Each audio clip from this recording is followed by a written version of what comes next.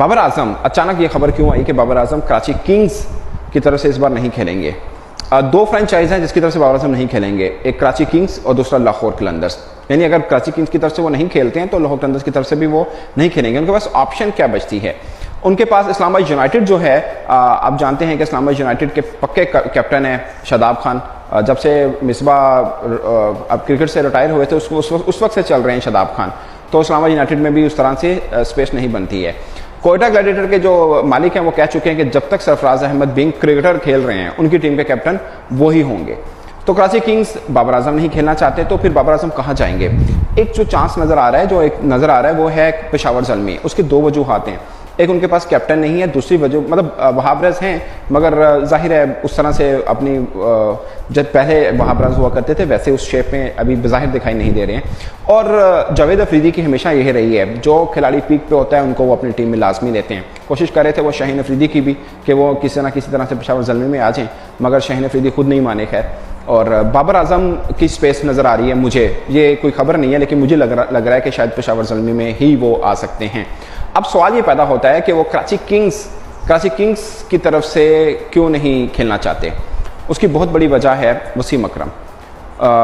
World cup चल रहा है, किसी कंट्रोवर्सी में नहीं पड़ना बेहतर है, मगर शॉर्ट से मैं आपको बताना चाहूँगा कि वसीम अकरम ने क्रिटिसाइज़ किया था बाबर आजम को, और ड्यूरिंग पिछले PSL भी वसीम अकरम और बाबर आजम के माबैन थोड़े तनाव के शिकार रहे मामला जो थे।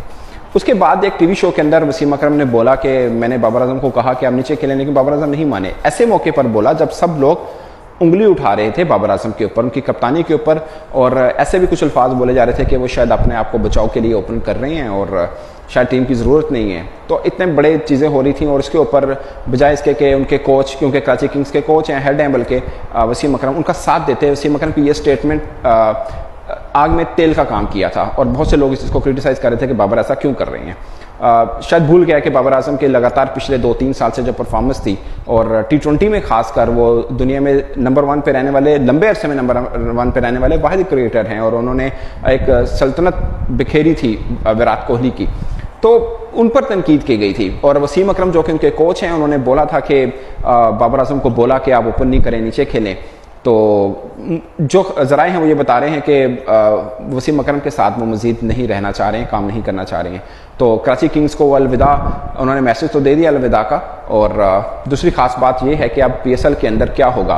और आपको एक अपडेट और भी पता चली होगी कि हफीज़ जो हैं वो भी लाहौर कलंदर्स का हिस्सा नहीं है, पेशावर ज़ल्मी में कामरान अकमल हिस्सा नहीं है। हफीज़ और कामरान अकमल की स्टोरी थोड़ी डिफरेंट है, क्योंकि वो उनकी जो फ्रेंचाइजीज़ हैं वो ये समझ रही हैं, वो ये समझ रही हैं कि शायद उनका टाइम गुजर चुका है और वो इतने इफेक्टिव नहीं हैं जितने इफेक्टिव पहले हुआ करते थे।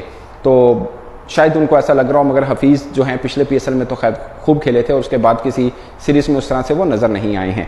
तो उनकी जगह पे कौन आता है वो खैर जब ड्राफ्टिंग होगी तब होगा। तो सबसे बड़ा सवाल ये होता है कि बाबर आजम किस फ्रेंचाइज की तरफ जाएंगे, क्योंकि जहाँ भी जाएंगे एज ए कैप्टन ही जाएंगे।